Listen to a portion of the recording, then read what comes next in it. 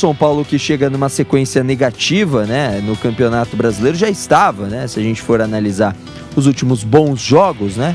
Então, dos últimos 3, esse quarto jogo, 5, 6, dos últimos 6 jogos, 2 vitórias e 4 derrotas no Campeonato Brasileiro. Se somar jogos da Copa Libertadores da América, 2 vitórias e 6 derrotas.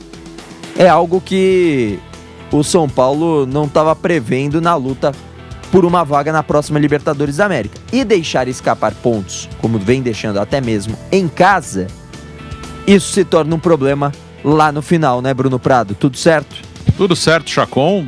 É um momento bem negativo do São Paulo. A única vitória foi lá em Fortaleza, num jogo em que o Fortaleza, com 1 a mais, não conseguiu vencer, como ontem também contra o Vasco foi a mesma coisa, né? Mas ok, foi uma boa vitória ali.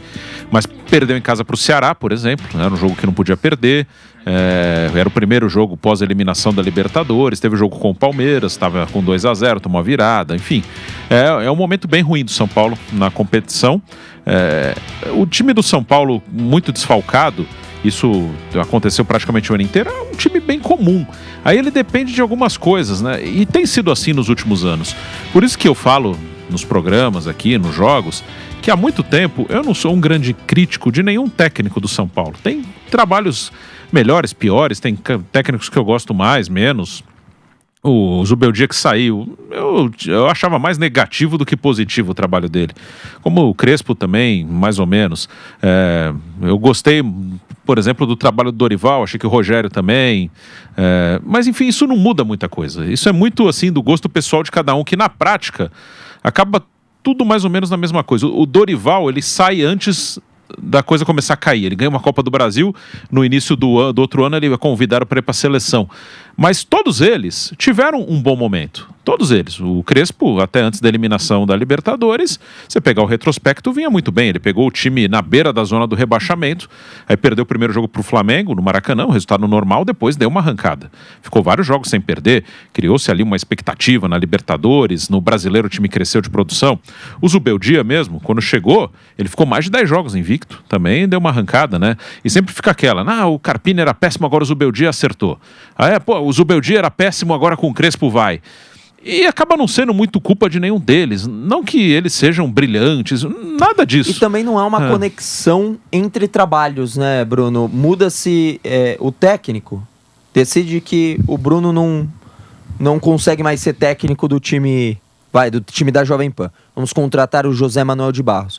Só que aí contrata um técnico que tem um estilo, propostas de trabalho, metodologia, ideia de jogo, ideia de como uma equipe tem que performar em campo, ideia de esquema tático totalmente diferente, que às vezes não coincide com as características do torcedor. Isso acaba atrapalhando no desenvolvimento, porque aí você tem jogadores, como foi o caso de Neno, uma contratação com o aval do Zubeldia. Jogou um jogo, 4 dias depois o Zubeldia foi demitido. Chega o Crespo, que não pediu o jogador. Não quer um jogador com essas características. E aí? E aí ele não joga, ele fica fora. Ou seja, uma falta de planejamento. Sim, a contratação do técnico ela é muito assim, não pelo que você quer do time em campo. E isso não é só o São Paulo que faz, quase todo mundo faz. É muito pelo que o momento pede, assim, o momento que eu digo é o externo, vamos dizer assim, a torcida. A torcida, influenciadores, imprensa, enfim, o que o externo pede. Pegar os últimos exemplos aí de treinadores do São Paulo. Saiu o Dorival, foi para a seleção. O Carpini veio porque em 23 ele terminou, ele teve um destaque, ele chegou à final do Paulista com a Água Santa e conseguiu um acesso com o Juventude. Então era o cara que estava sendo elogiado naquele momento. Então se você aposta no cara, um cara jovem... E que muitos diziam que merecia uma chance num grande clube. E aí o São Paulo perdeu o técnico de maneira inesperada, a ideia era ficar com o Dorival, aí veio o Carpini porque é o cara que no momento estava sendo elogiado. E tanto não havia uma confiança no trabalho do cara mesmo, que em 18 jogos ele foi demitido. Eu não estou nem avaliando se ele foi bem, se foi mal, se foi justo ou injusto. Mas se você confia, é um jovem que eu acho que é bom, deixa o cara trabalhar. Em 18 jogos mandaram o cara embora. Aí veio o Zubeldia. Como não deu certo com com um jovem brasileiro, foram buscar de novo um estrangeiro. Buscaram o cara que, meses antes, foi campeão da Sul-Americana com a LDU. Então era um cara que também estava aí surfando numa onda positiva, inclusive eliminou o São Paulo com a LDU na Sul-Americana de 23, nos pênaltis, aquele jogo que o Rames Rodrigues erra o pênalti. Aí trouxeram um cara que também estava sendo bem comentado, porque ganhou um título em 23 e, inclusive, passando pelo São Paulo. E aí ele cai, aí traz um cara que a torcida tem uma boa lembrança, porque foi campeão paulista lá atrás, em 21. Então, assim, não é porque... Não, eu tô demitindo o Zubeldia porque o tipo de jogo dele não encaixa, não tá bom, eu acho que tem que mudar isso aqui. Quem que pode me entregar o que o time precisa? Esse cara. Não é assim, é muito... Pelo momento, o Zubeldia cai porque os resultados eram ruins, estava sendo questionado, pressionado e tirou. Como daqui a pouco isso pode acontecer com o Crespo, mas não é uma avaliação técnica, não. O Crespo pode melhorar isso, aquilo pode ser pior, é uma coisa mais do momento. O que estão achando? Estão achando ruim, né? Então vamos tirar o Crespo, vamos botar outro aí. Então não tem esse critério. Por isso que eu não sou um crítico muito forte de nenhum treinador que passa. Acho que os treinadores, eles são meio vítimas do que é o São Paulo hoje. O São Paulo hoje é um time que não tem condições financeiras para disputar com as principais equipes do país. Então, ele tem que meio que torcer para encaixar um time, principalmente numa Copa, para que nos momentos decisivos de uma Copa ele esteja bem, que os melhores jogadores estejam disponíveis e que os adversários mais fortes não estejam tão bem ou estejam priorizando outra coisa. E no brasileiro, o máximo que dá é lutar por Libertadores. Se o time encaixar, vai brigar por uma vaga na Libertadores. Se não encaixar, fica preocupado com a parte de baixo. É meio isso assim com qualquer um. Então, não tem muito o que fazer. O São Paulo, muita gente fala, esse elenco é bom. Eu já ouvi de muita gente, é um dos melhores elencos dos últimos anos. Eu acho ele muito parecido com os últimos elencos. O elenco que falam que é bom, ele é imaginário. Muita gente coloca isso por causa do Lucas, do Oscar. Antes tinha o Caleri, falava, não lembra no início do ano qual era o debate? Dá para jogar junto o quarteto, Lucas, Luciano, Caleri e Oscar?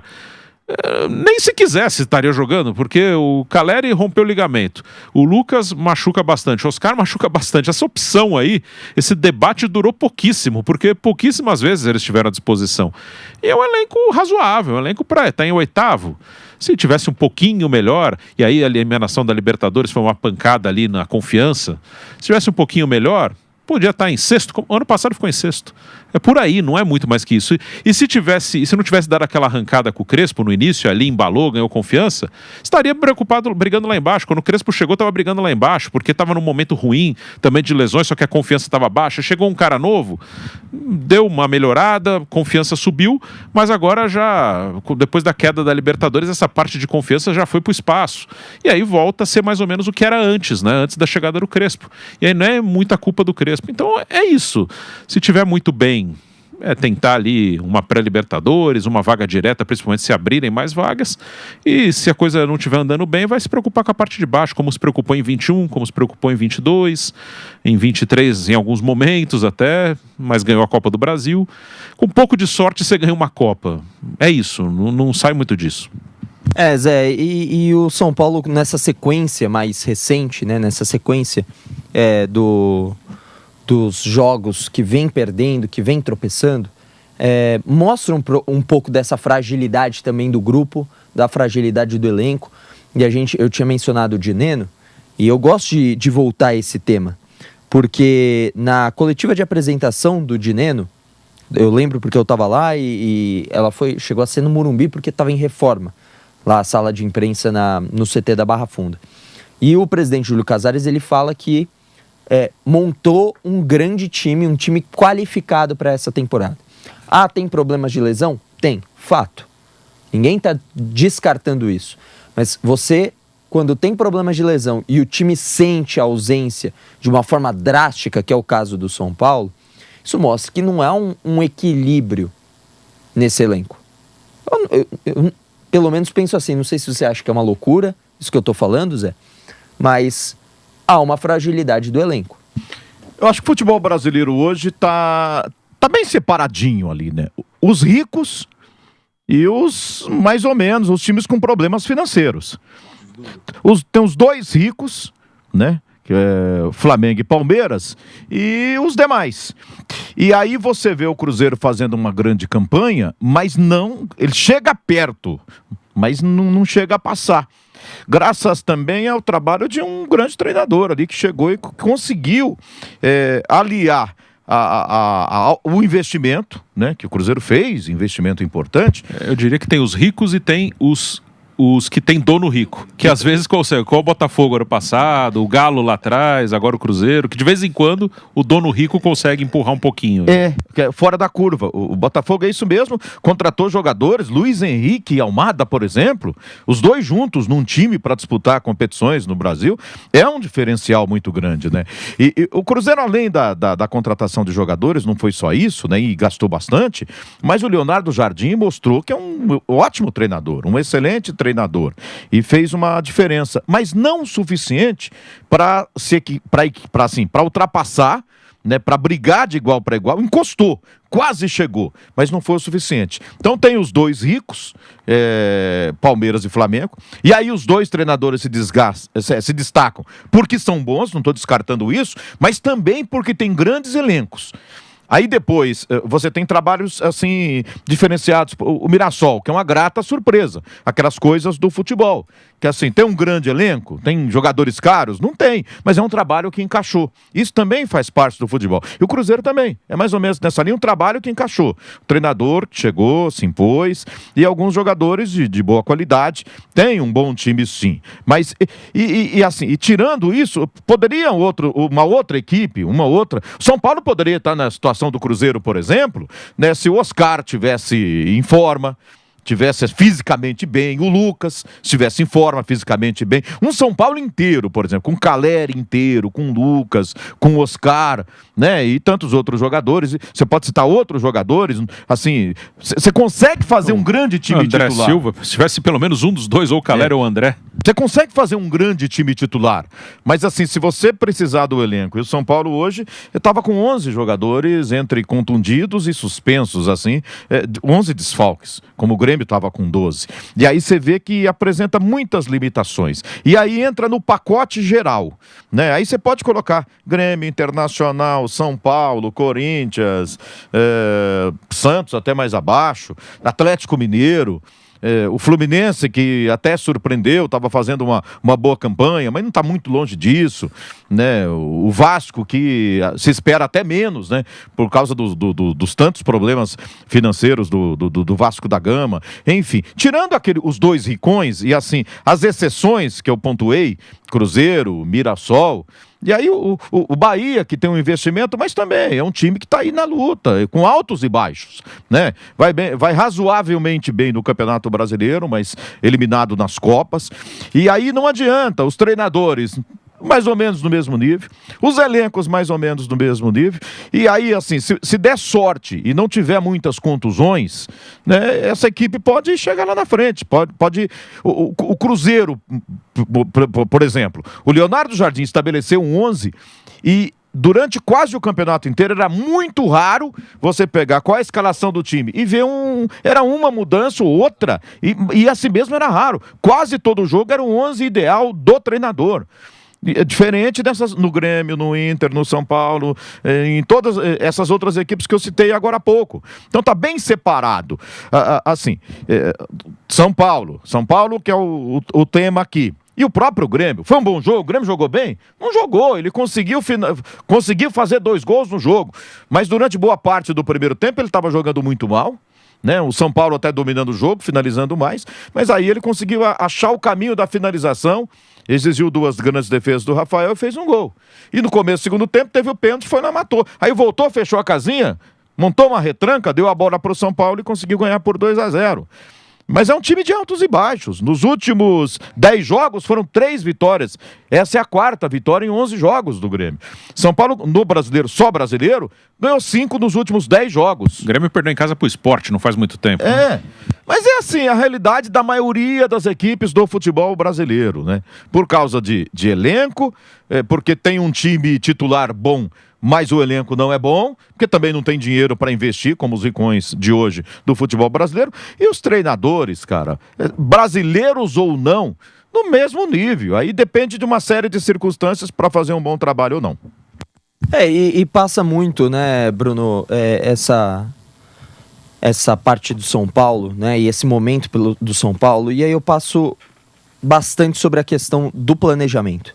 Assim, para mim, eu acho que o planejamento do São Paulo, ele não é feito de um ano para o outro, ele não é pensado, existem quebras de trabalho, de sequência, isso não é uma defesa ao treinador antigo, muito pelo contrário, até porque eu acho que tinha diversas limitações e acredito que no momento em que ele acaba saindo, né, o Zubeldia, não tinha mais do que extrair, né, daquele time, tinha chegado num teto.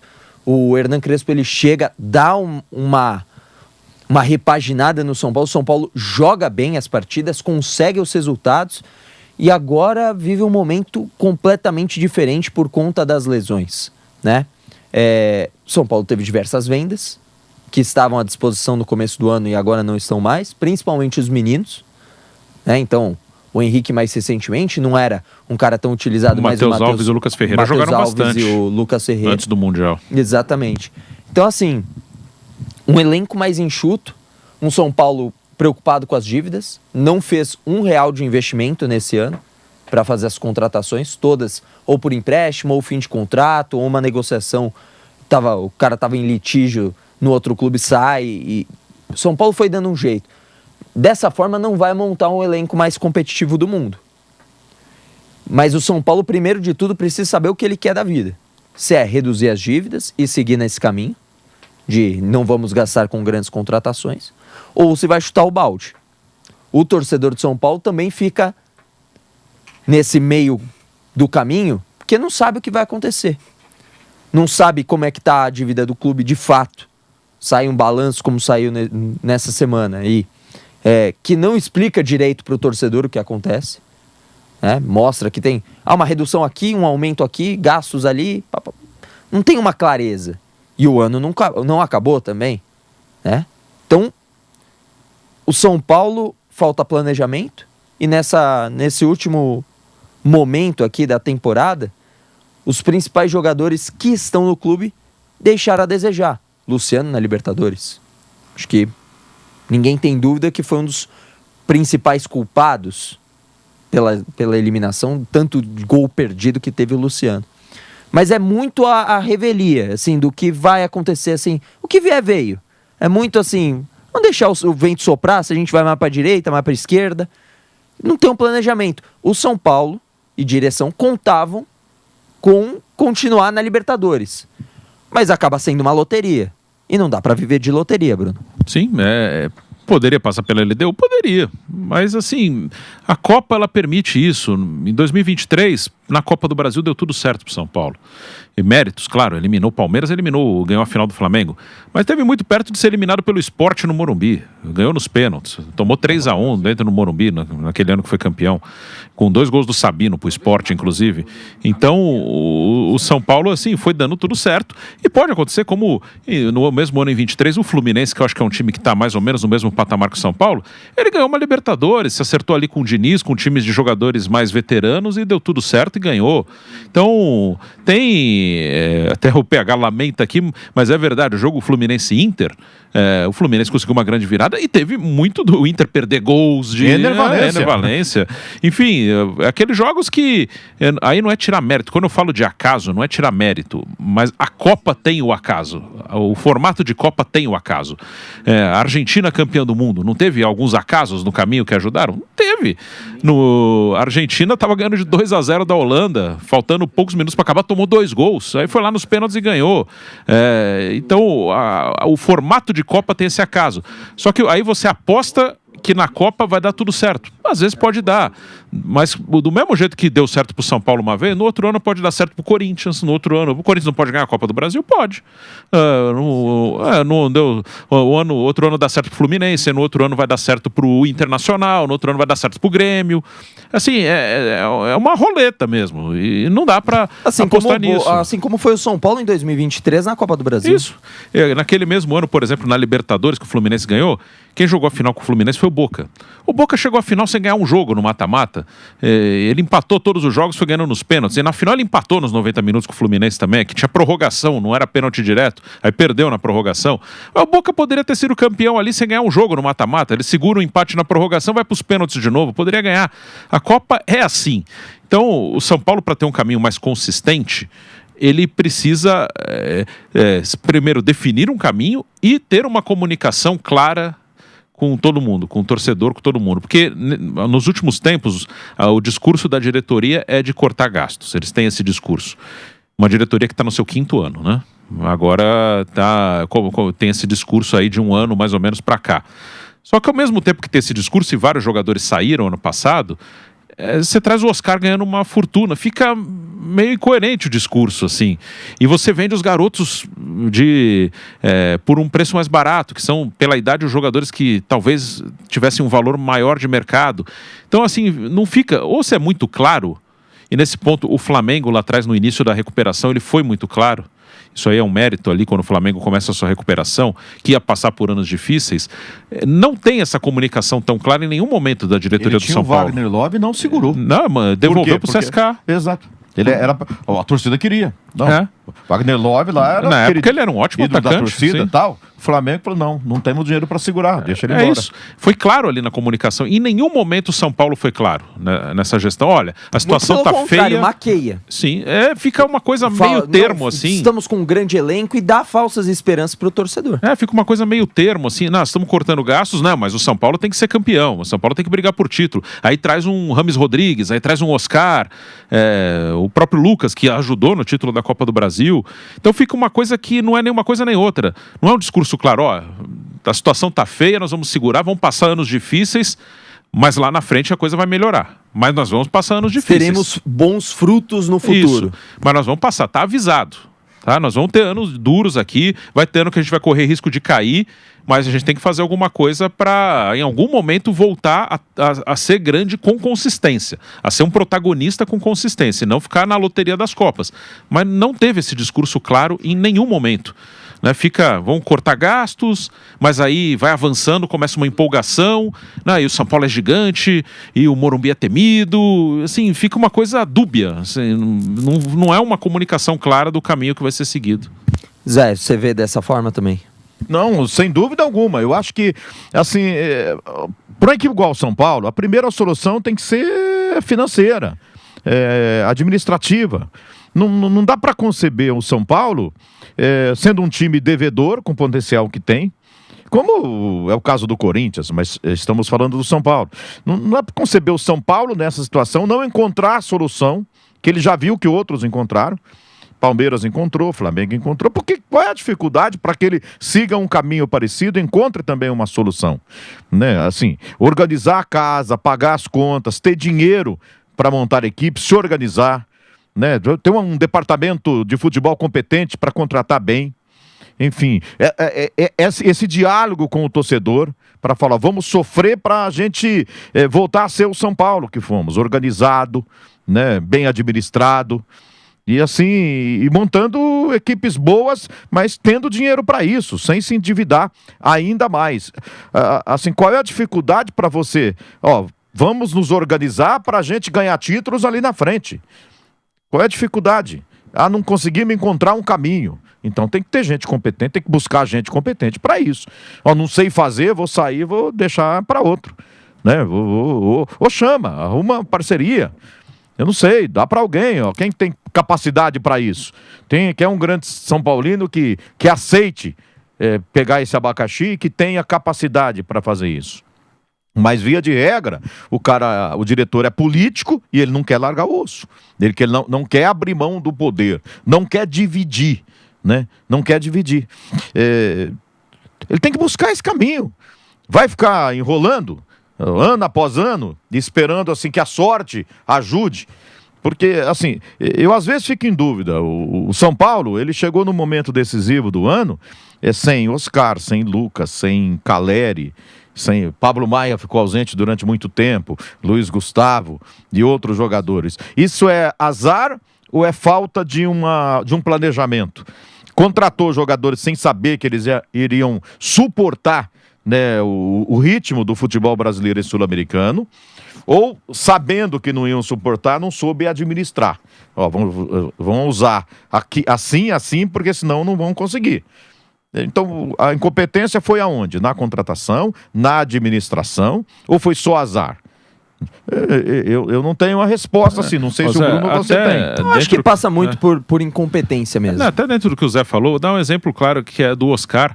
E nada com o jogador ele está machucado, ele não tem culpa de estar machucado. Mas o exemplo do que o Zé falou de administração, o Oscar passou os últimos 8 anos na China, né? 8 anos. Pegar os últimos 2 anos só. Nos últimos 2 anos, em 2023, ele fez 33 jogos lá na China. Em 2024, ele fez 39 jogos. Então, os últimos 2 anos na China, ele fez menos de 40 jogos, né? Num ele fez quase 40, no outro mais perto do 30. Então, vamos por uma média aí no meio, 35 jogos, mais ou menos? Beleza. Não dá pra jogar 80 aqui, 70, 80. Hoje foi o 56º jogo do São Paulo no ano.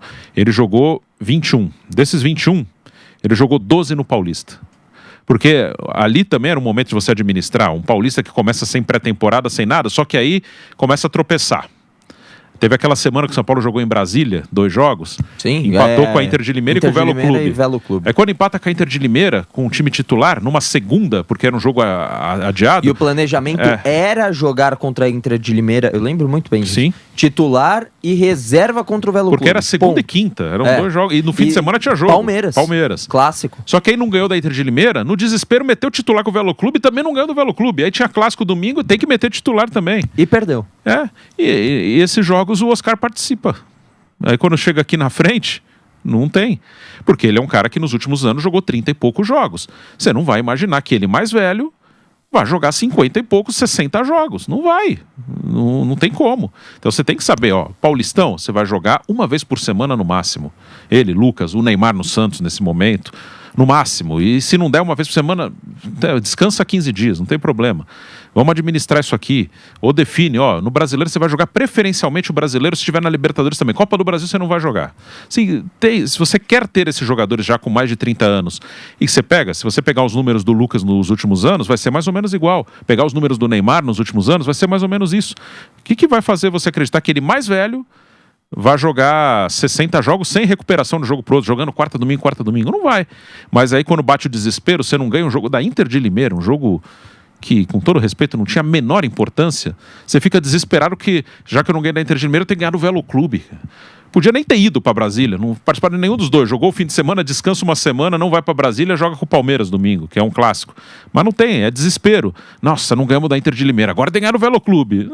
Tá, ninguém liga mais para isso, que empatou os dois. A maioria das pessoas nem lembra disso mais. Então, você acaba dando importância para coisa pequena e deixa o macro de lado. Você pensa no micro. Nossa, não ganhamos segunda, temos que ganhar quinta, hein? Não pensa no macro. Não, peraí, esse cara é mais velho, vamos descansar ele aqui para ele jogar o mais importante. Isso não existe. Coloca uma pressão desnecessária.